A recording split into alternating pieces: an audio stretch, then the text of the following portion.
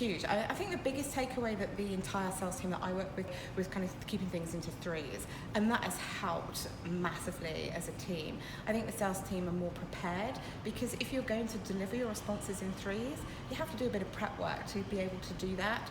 So they're definitely more prepared, they're definitely more succinct, and it's had a really positive impact on how they approach things, how they communicate to clients. What we sell can be quite complicated. We have a number of different verticals, a number of different solutions for our clients, and to be able to kind of package those up into three nice buckets also means that our clients are able to understand what we do much more clearly. We're getting our message across in a much more strong and powerful way.